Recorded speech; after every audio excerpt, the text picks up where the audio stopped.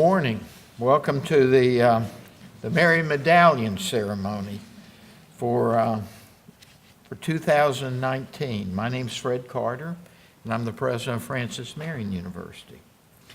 And the Marion Medallion, two of which we'll present today, is given on behalf of Francis Marion University and the Florence Morning News, the Morning News, in tribute to General Francis Marion. I would remind everybody here today that today is Francis Marion Day.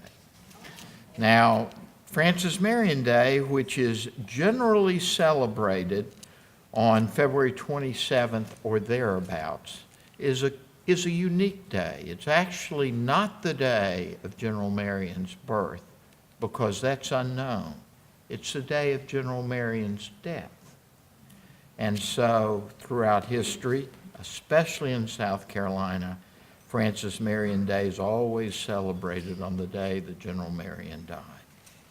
Now, I could go on and on about how General Marion, through his pressure on the British and the Tories, changed the outcome of the Southern campaigns and really led to Cornwallis's defeat and surrender at Yorktown.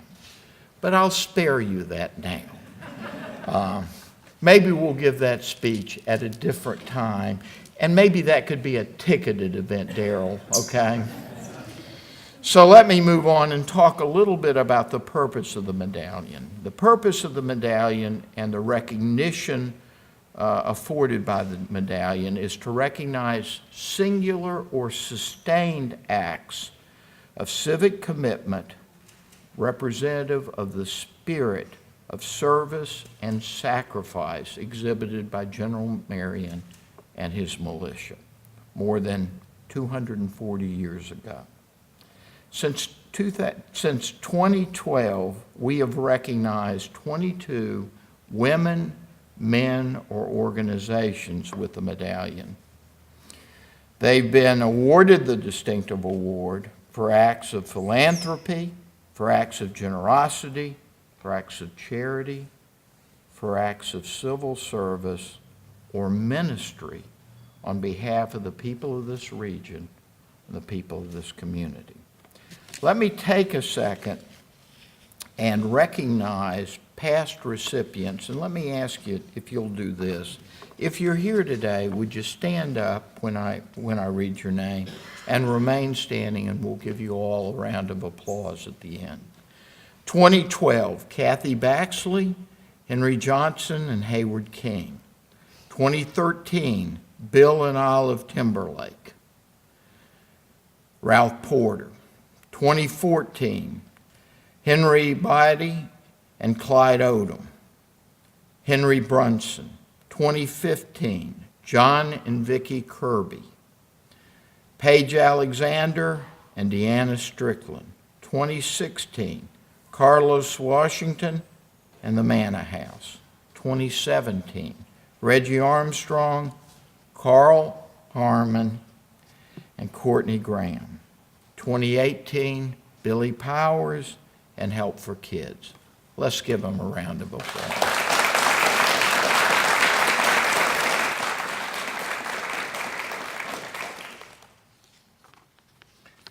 So, today it's our pleasure to move to the recognition of two of this year's recipients. It's my distinct pleasure to recognize the first person. Today's first recipient came to Florence in 2010 after spending a long and successful career as the director of the Capital District Transit Authority in Albany, New York. He took the reins of a financially strapped and managerially beleaguered PD Regional Transit Authority that was on the verge of collapse.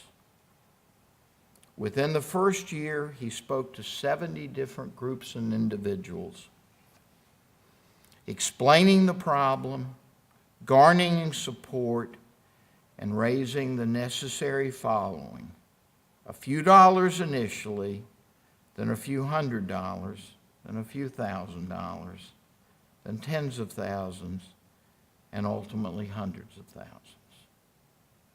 His plea was simple, and his plea was complex. Every vibrant community needs a public transit system.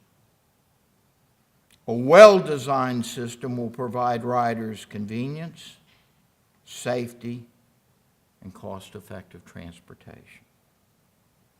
Those who benefit most in the final analysis will be those who have the least resources: the poor, the elderly, those with disabilities, and those with medical necessities.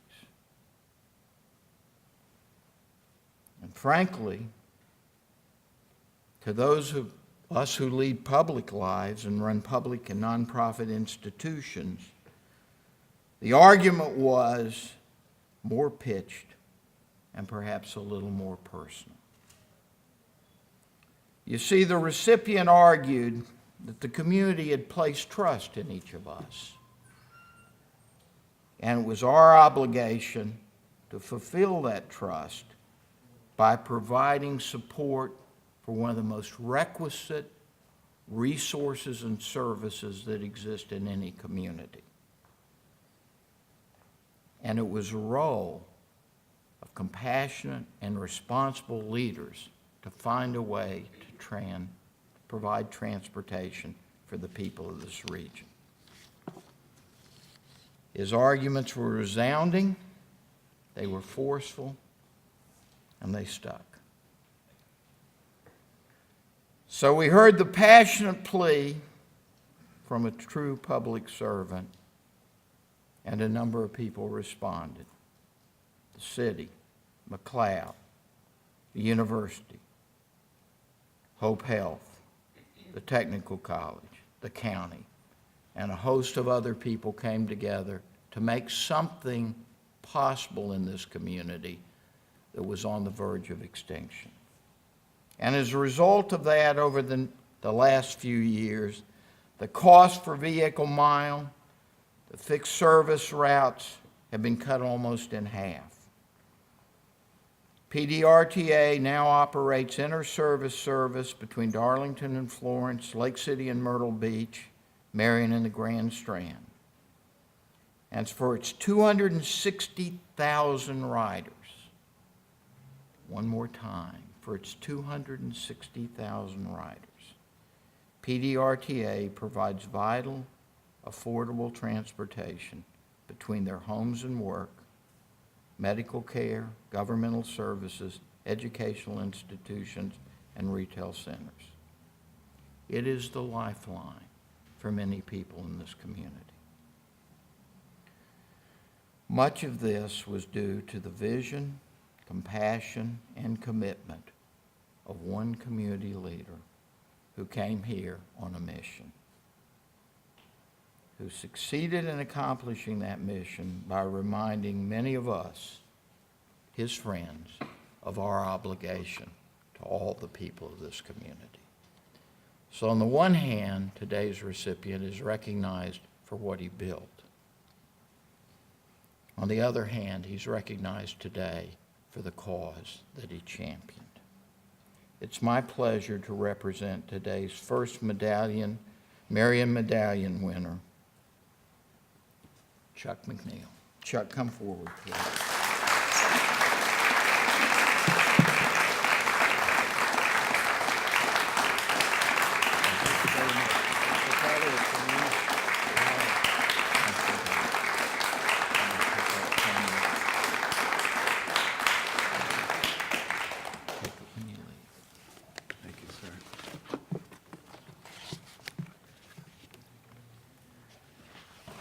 Well, I was told I could prepare a few remarks. I'm not sure I need to after that wonderful summary of what's been going on in my life the past several years.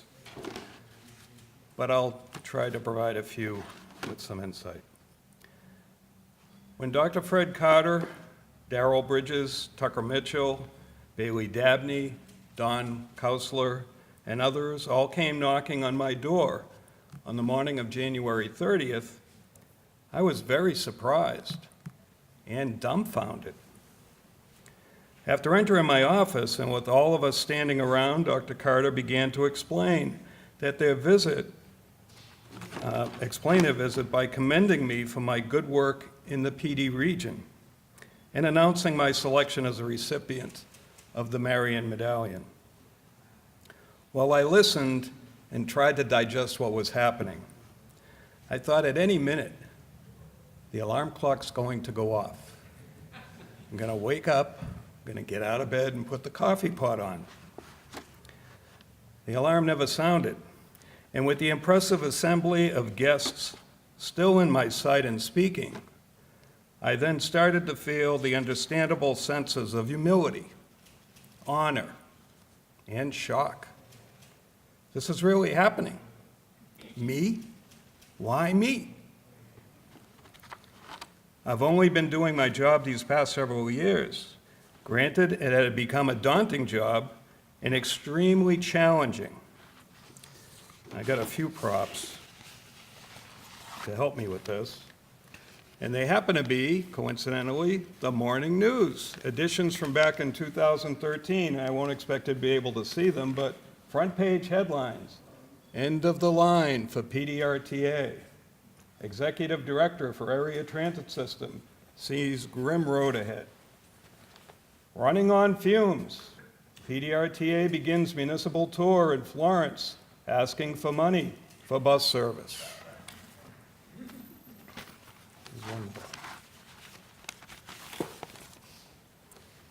PDRTA crashing to a halt. Board slices 70% of budget from failing regional transit system.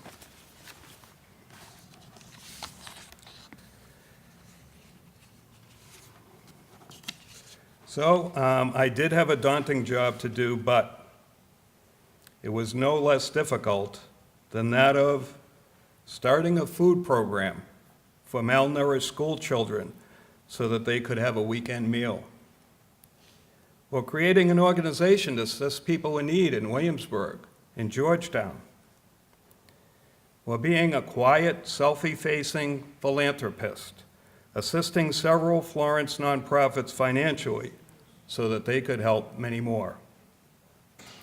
Or starting a free medical clinic so that people in Darlington County who cannot afford to see a doctor or get needed medicine could now do so. Or organizing a parking lot mission to feed hungry people on Saturdays. Or several other examples of individuals and groups who simply took on a job to enhance as many lives as possible. General Francis Marion, as Dr. Carter talked about, became renowned for employing irregular methods of warfare. He used maneuver warfare to elude the chasing British soldiers.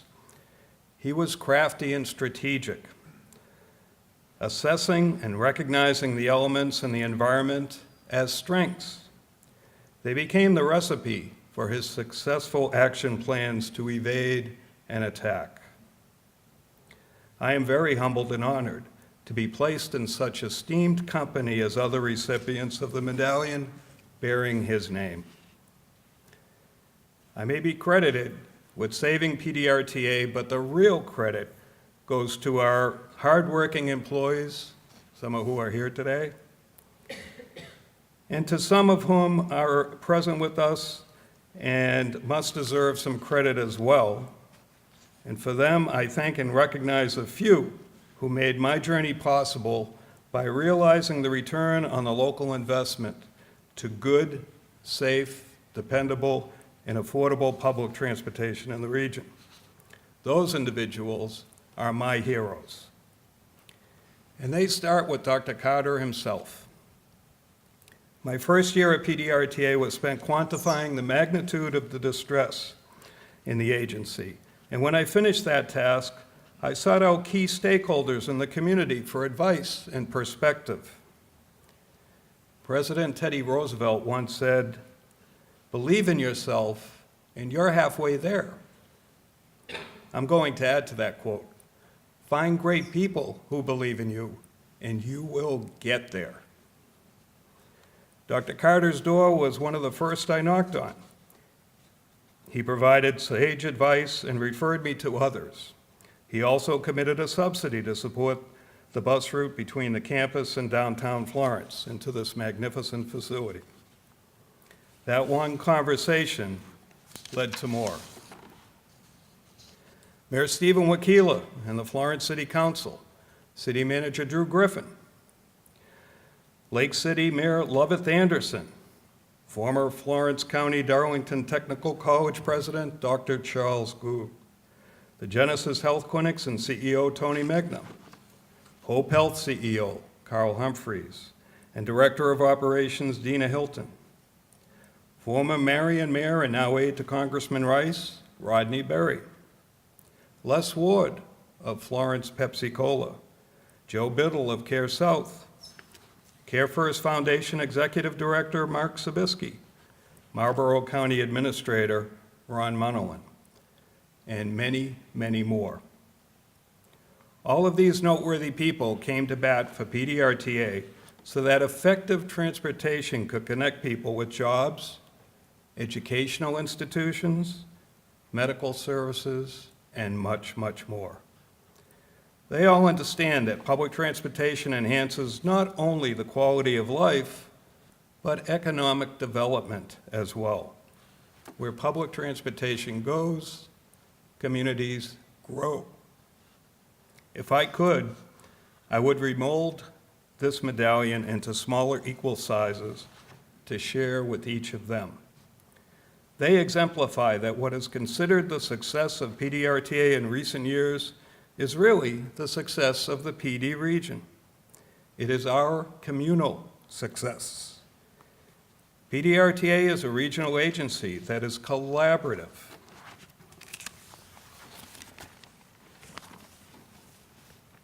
One more newspaper. This one's more recent. Fun to do the impossible. That collaboration makes anything possible. I thank Francis Marion University and the Morning News for their good work on this program and for the great work they do each day for our region. And I greatly appreciate all of you for being here today to be a part of this. I consider this award to be for each of us who go out of our way to pay it forward. Thank you.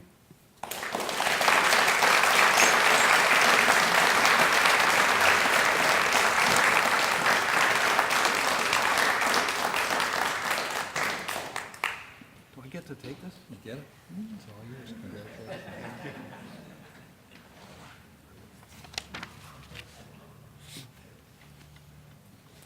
Good afternoon.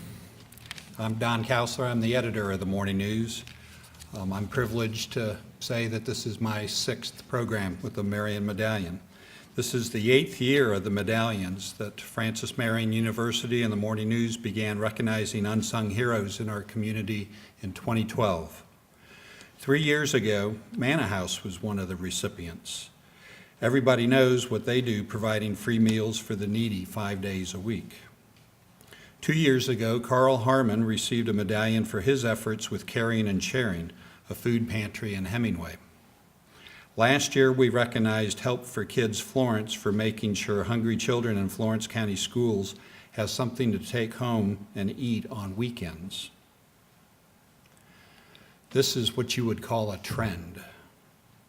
Maybe it's because we're hungry when we gather at lunchtime and dine on delicious food each January as we discuss and decide who is worthy of a Marion Medallion. Well, that trend continues. Because sadly, despite our hunger to curb hunger by lauding heroes who work to curb hunger, we still have hunger in our thriving community. Fortunately, the haves continue to help the have-nots.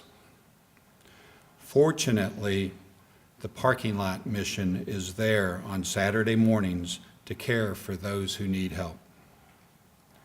Nearly every Saturday for the past 25 years, the parking lot mission has served breakfast and provided essentials for the East Florence community. Behind the old Hope Health building on East Palmetto Street, individuals from across the community and involved with 14 churches gathered to distribute hygiene items, food, and a hot meal to those in need.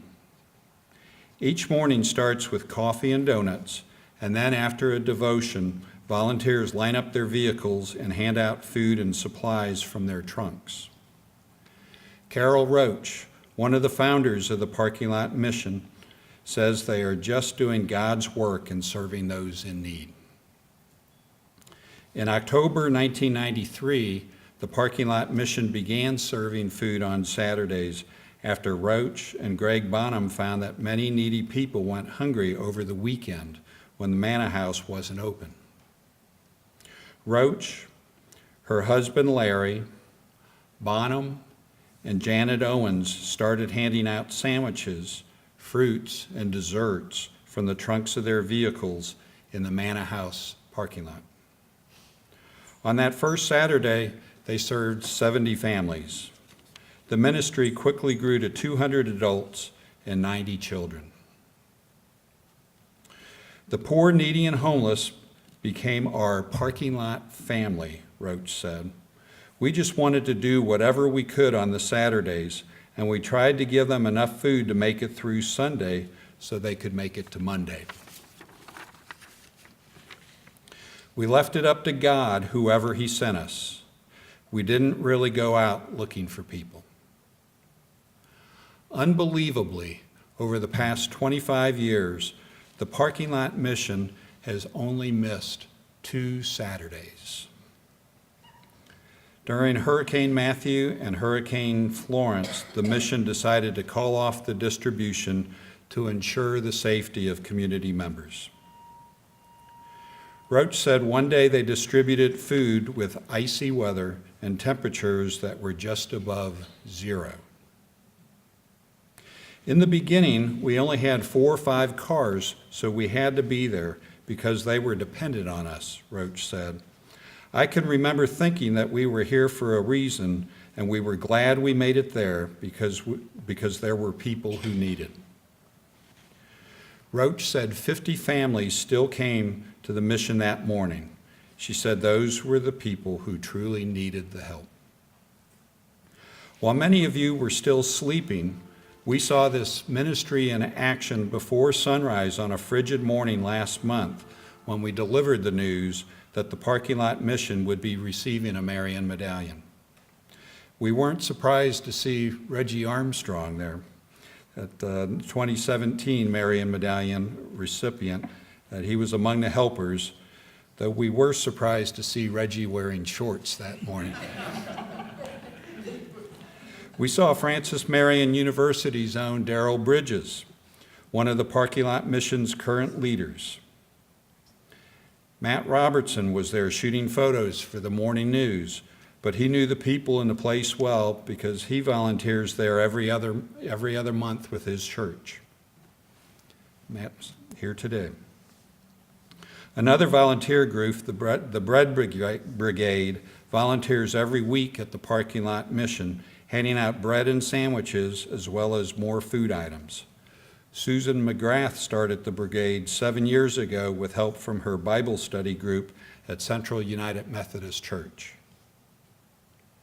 You've really got to want to help, McGrath said. If you're only going out there just for self-satisfaction, then you're only going to go out there once or twice. McGrath said they go each week faithfully because God is faithful to them. It's not about us. It's about God, McGrath said. I'm stuck on that. We are stuck on the Parking Lot Mission. We are proud to recognize this group as a 2019 Marion Medallion recipient. We want to emphasize that we are recognizing a group, not just an individual or 3.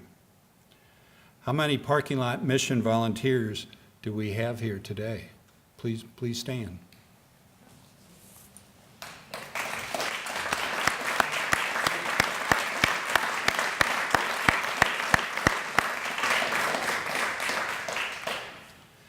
This medallion is for all of you, but we want Carol to come forward and accept the medallion for the group, and we invite her to say a few words.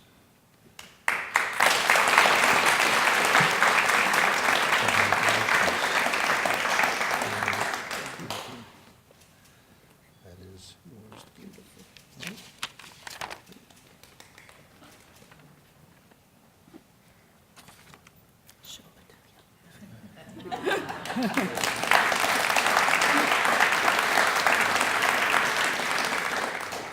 I sincerely thank you for recognizing the parking lot mission.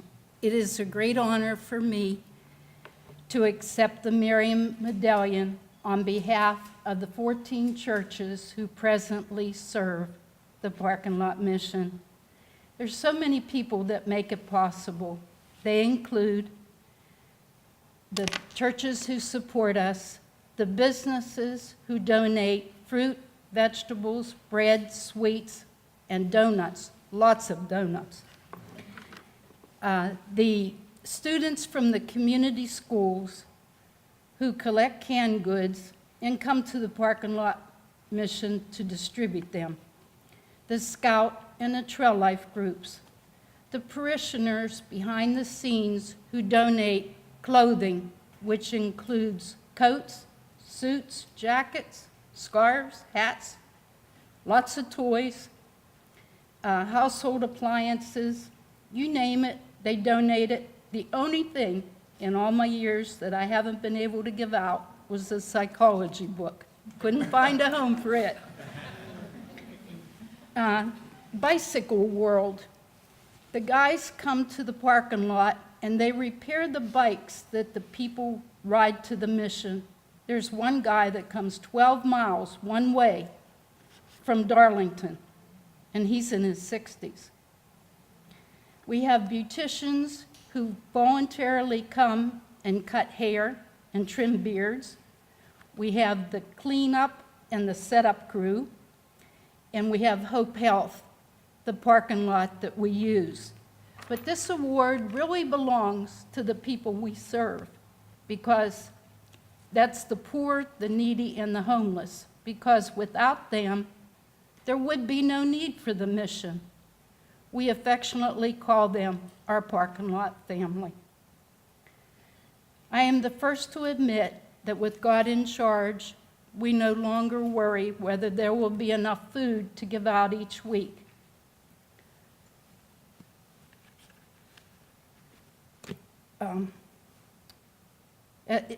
The weather even cooperates most of the time. Last Saturday was a perfect example.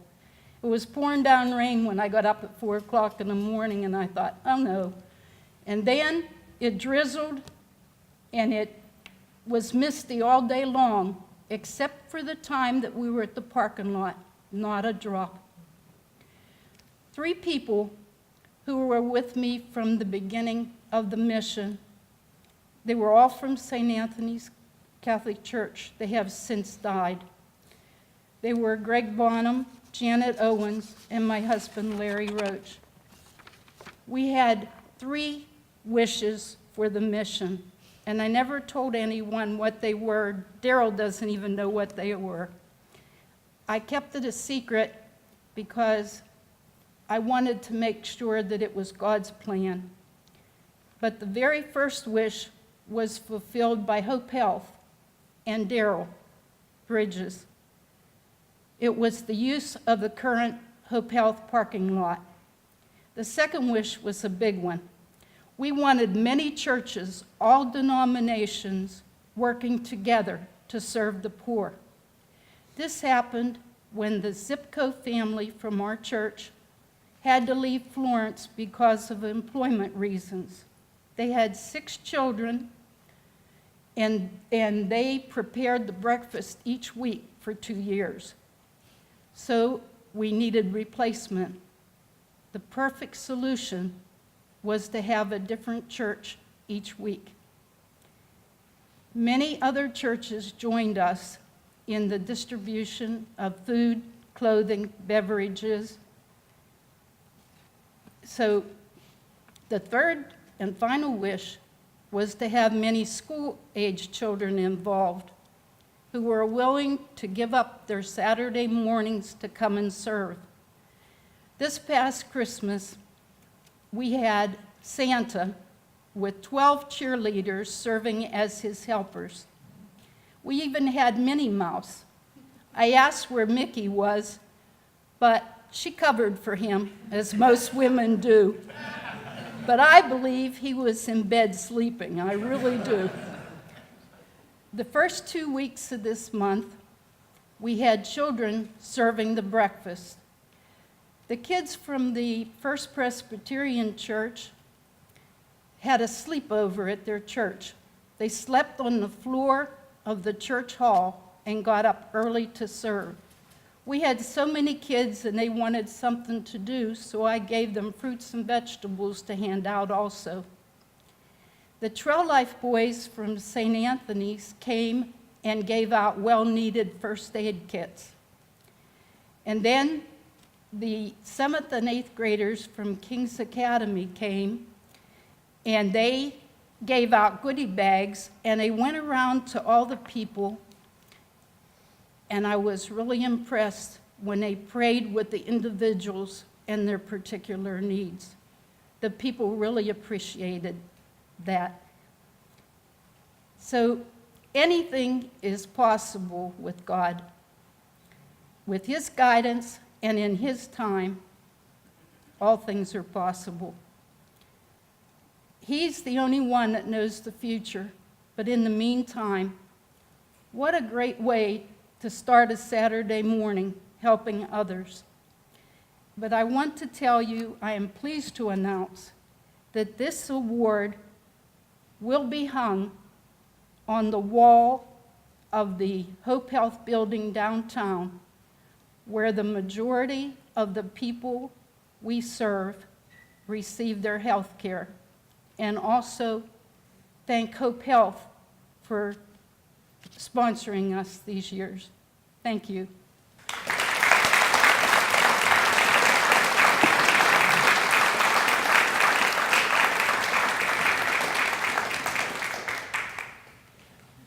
You know, that concludes our ceremony today, but one year from today, February 27th, Francis Marion Day, we'll see you here to recognize at least 2 more recipients. Thanks for coming out, and congratulations to the recipients.